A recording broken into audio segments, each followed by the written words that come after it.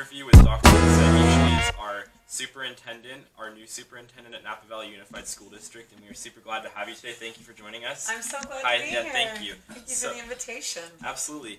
What are you passionate about, and what made you decide to pursue a career in education? Well, I'm passionate about education. That's probably my number one passion, personally and professionally.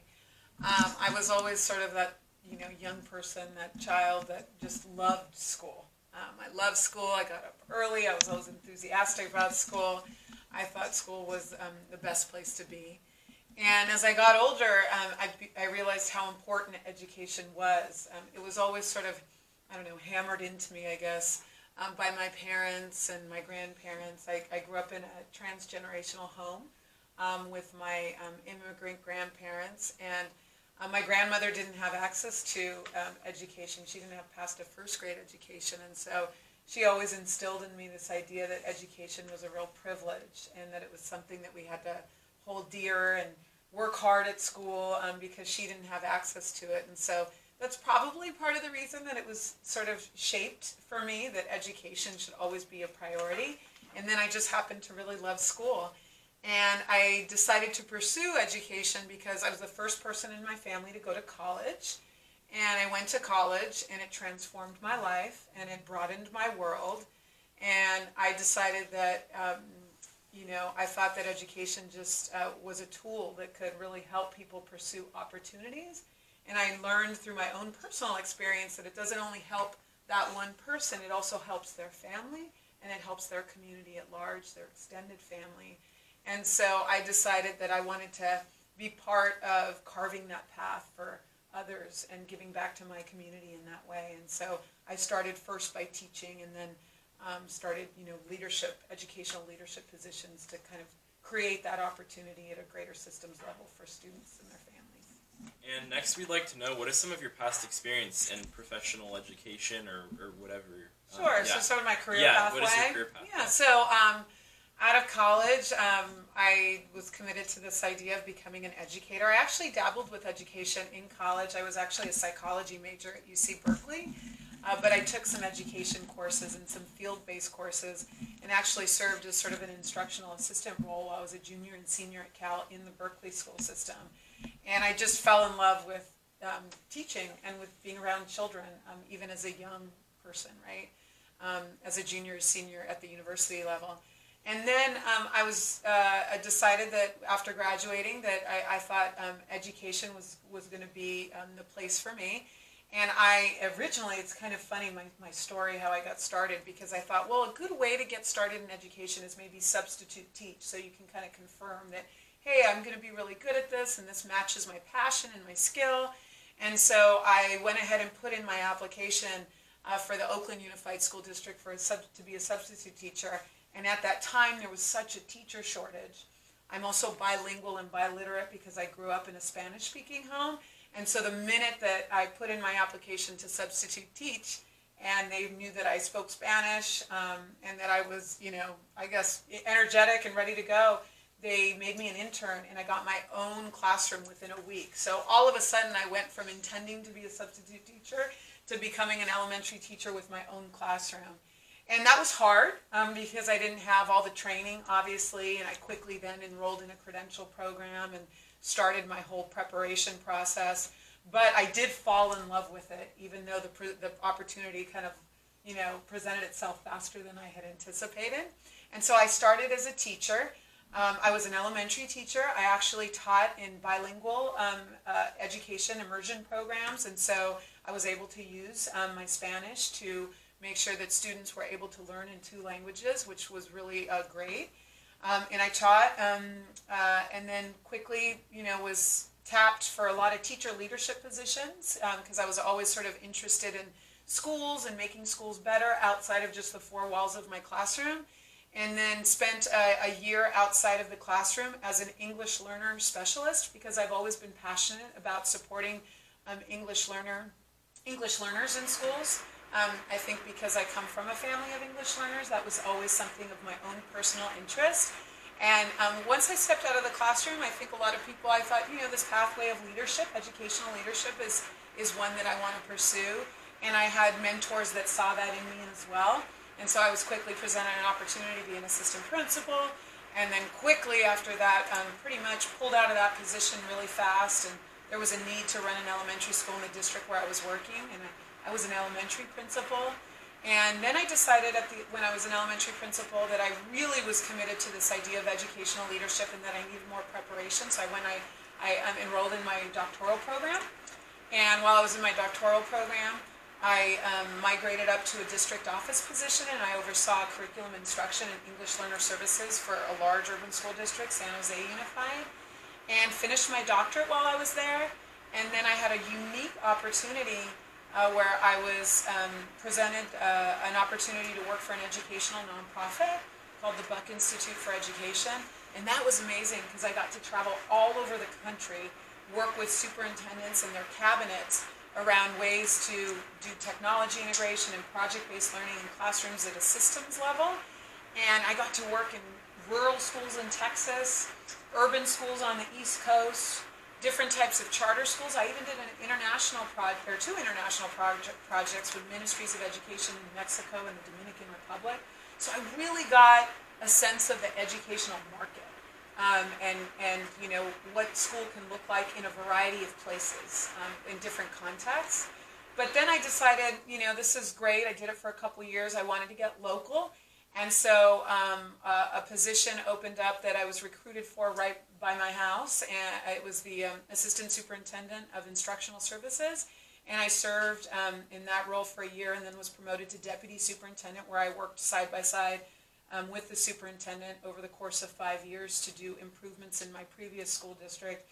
And then the opportunity for Napa opened up, and I decided that I was ready to step into the superintendent role, and I'm really excited about doing that here in NVUSD. And we're really excited to have you, and I think it's awesome that the stars aligned for how it worked and how you were able to, you know, jumpstart into that career, and you just went for it, and you were, you know, maybe despite any nervousness. I thought it's awesome that you just go for it, and I think that's really important. Is that something that we should, you know, assert to high schoolers is if you have a dream and the opportunities align, at least try it, go for it. Just you know? pursue it. Yeah, you never know where it could take you. You could be the superintendent of a school district like where you are now. You so just pursue your passion and Yeah. do the next right thing. Yeah. And leverage all the opportunities Yeah. that get presented to you. And if you could invite any 3 people out to dinner, who would you invite and why? Wow, that's a tough question. Yeah. That's a tough one. It's the fun one, though. It is. It's so fun to think about. Well, I'd have to go deep in the past and then also kind of think of current folks that I would enjoy a meal with and be able to engage in conversation with. I think one for me would be Beethoven. I'm not musical at all, but I have a deep appreciation for music and all kinds of music. And my husband's actually a musician, and my son's a musician, and they're both, one's a vocalist and one's a saxophonist, and my brother's a musician, so I've always been surrounded by musicians. And I'm always impressed, someone like Beethoven, the genius of their work. I admire them so much, and thinking about how their mind works and these different ways of sort of expressing yourself. I love to pick the brains of individuals like that because I don't have that same talent and skill. And then I always find Beethoven's music to be very calming in times where, you know, I might have inner turmoil or outer turmoil in the work that I do. I find his music to always be very soothing and calming and engaging and interesting. So I'd love to talk to him about how he created the work that he did. I think a second person I'd be really interested in is probably Barack Obama, our past president.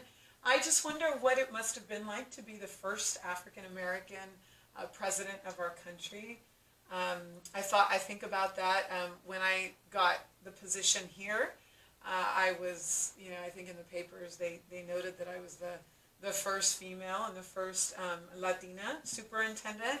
And so I know what kind of that feels like, and he was the first African-American president, and not that they're comparable, but I think I want to hear what that was like for him as he had to engage in sort of decision-making and hear about how his personal history got him to where he was and how he used that personal history to move forward on the agenda that he did in his 8 years of presidency. So that would be interesting to me. And then, wow, a third person. Who would be my third person? I think the third person, someone really, really current. I think everybody who knows me knows that I'm a real big basketball fan. I love to go to live basketball games. Yeah, I love live basketball. You do? It's so fun, right? I grew up actually in Los Angeles, and the Lakers were big. They were the big kind of championship team, legacy team, and so it's really exciting that as a kid I was in LA during that era in the Lakers, and now my kids have grown up in the Bay Area, and they're experiencing the whole Warriors legacy. Were you Lakers or Clippers, if you don't mind me asking? Oh, I was totally okay, Lakers. Okay. Yeah. Magic Johnson, Kareem, all those guys were part of when I was growing up. And so my kids have been benefiting from seeing their basketball team. And I think I've illuminated in a couple places that I'm a big fan of Stephen Curry, like so many of us. And I think the reason why is because the fact that there was a point in his professional path where he was told that he wasn't going to be able to be the best in the world. And so many doors were closed for him, really. People thought that he wasn't big enough, and he was an underdog, and even though he had kind of NBA background, that there's just no way. And what I love is that he sort of persisted beyond that and proved that he maybe isn't, from a stature perspective, the typical best in the world, but he's proven to be the best in the world despite the fact that so many people didn't anticipate that from him. So I'd love to talk to him about that and listen to his story and how is it that he sort of persisted beyond what people's limited expectations were. So what would you like to see for our school district in the future, and what are some of your goals that you have? Wow, that's a great question. I want NVUSD to be the best school district possible. I want to see us make decisions that position the school district to just make sure that we're operating obviously efficiently and effectively, that we're using our resources in a really meaningful, purposeful way so that we can ensure that our teachers can make the magic happen in our classrooms. Because ultimately what I want is every student in NVUSD to have lots of opportunities and to pursue the educational pathway that's best for them. And so the way we get there is making sure that we're effectively managing our resources. We know that in education it always feels like there are limited resources, so we want to make sure that we manage the resources that we have to sort of have optimal programming, the best job that we can do for our students. And I also want to see our parents really engaged, our community continue to be engaged. I think one of the things that's been so exciting and impressive coming to Napa Valley Unified School District is just how vested a lot of the community is in their schools. Our schools are epicenters in our communities, and that's not the case everywhere else anymore. And so that's something really special. And so I want to make sure that that relationship that we have between our schools and our community is strong and healthy, and that people have a lot of faith and confidence in what the school district can do for their children. We actually set intentional goals, and they feel a little technical, right? Because it's a strategic plan. We actually did formally adopt a strategic plan. The NVUSD Board of Education took action on that in December, with this idea of if we want to do the best job possible, it's important to have a plan on how we're going to get there. And so our strategic plan actually has 6 goals, and they're across sort of the 6 areas of running a school district. Because a lot of the time we say the classroom, and like I said, that's where the magic happens. The classrooms are, each classroom is sort of the nucleus of our system because it's where teachers and kids do all the teaching and learning, and that's what we do. But there's a lot of pieces around the classroom that are important to pay attention to make sure that the classroom is positioned to be as successful as possible. And so in our strategic plan, we identify, obviously, goals around student achievement, because we're in the business of education.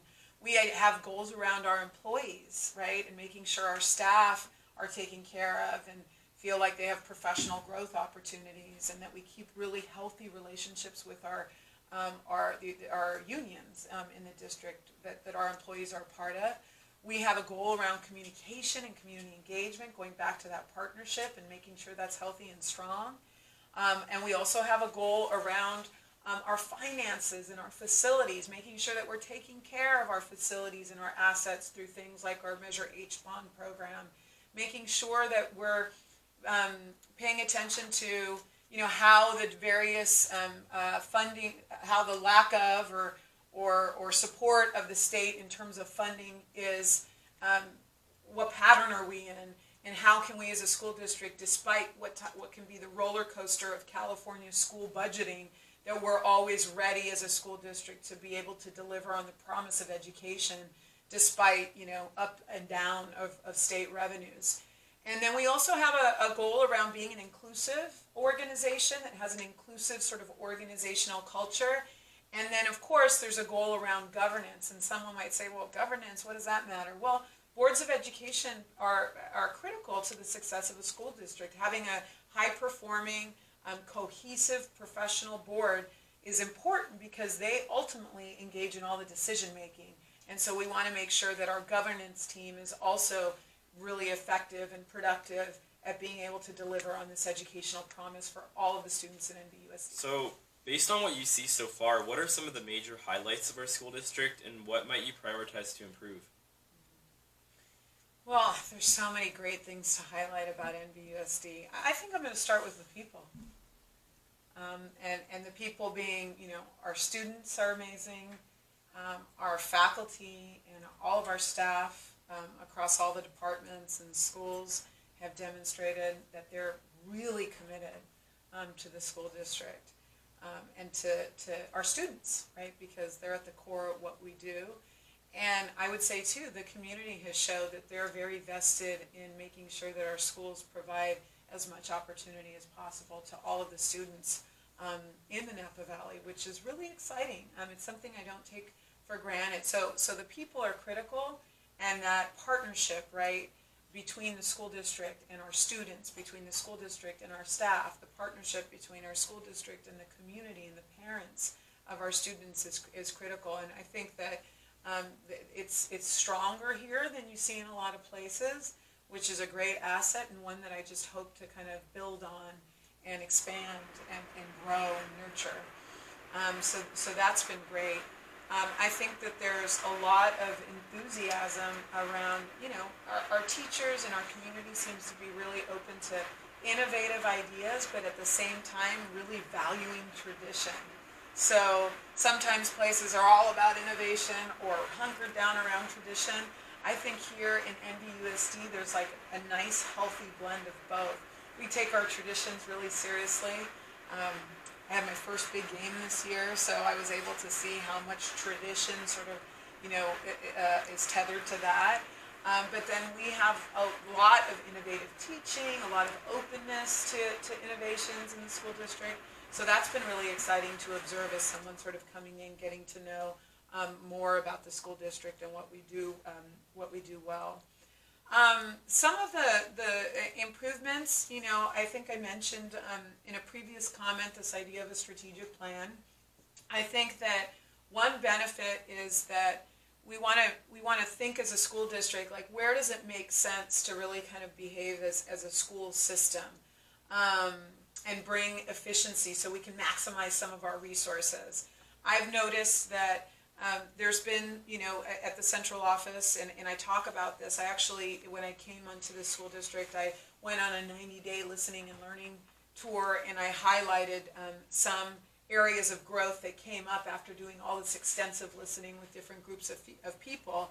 And it was really clear that at the district office, we do act in silos. And when I say silos, like, well, there's a business division, and there's an instructional division, and there's maintenance and facilities, and there's human resources. And that what I'd like to see as a superintendent is where there's the walls come down between those divisions, and that we're working more collaboratively to support and serve our campuses across the school district, our classrooms, and all the buildings across the school district. And I think that's a primary first step to getting some systemic improvement in the school district. And so I'm working on that. I'm working on, we have declining enrollment, and people don't realize the impact of declining enrollment. School districts like ours get our revenue from students that enroll in the school district. So when you have a decline in enrollment, it impacts your revenue. And when your revenue is impacted, it affects programs you're able to offer. And I love to be program rich. I love to have enriching opportunities for our students.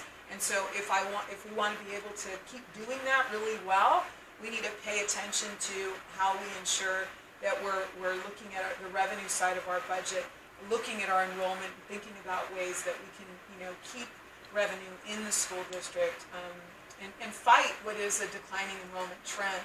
So that's a top priority for me, because in doing that, it makes sure that we can do justice for our students and our teachers to be able to deliver on the instructional side. And I think that's something we can even see is like, the declining enrollment. Even as students, we kind of notice that. So like, that is definitely something that I think we would, like to see go up, and it would make participation in certain activities more. That's right. And we would definitely get to see more programs, which I think is a very important thing. So. Yeah, so hopefully we'll find ways to address that. So is there anything else you'd like to add about yourself or NVUSD or anything else? I want to say thank you to you. Thank you, for providing me the opportunity to come and speak with you today. Well, thank you for joining us today. Seriously. Oh, absolutely. Yeah. And I want to couple that with just a big sense of gratitude and thank you for NVUSD at large. I'm really excited to be here. I think it's an incredible opportunity to be the new superintendent of NVUSD, and I'm really grateful, and I can say that I'm going to work really, really hard to make improvements on the school district while building on all the things that I know we already do really, really well. So I'm just really honored to have the opportunity, and it's great to interact with young people like yourself in the school district. It's inspiring for me. And I think from us, we're grateful to have you, and thank you for joining us at NVUSD, and we're really excited for what the future holds and the positive changes and the positive continuation of highlights that we have, as you mentioned, but also, attaining the six goals that you mentioned. And I think we're very excited to have you. So, on behalf of Napa High, we'd like to thank you and welcome you and everything. Thank you for that. Thank you, Napa High. Yeah. All right. So, thank you for joining us today. Yeah, absolutely. Thank you.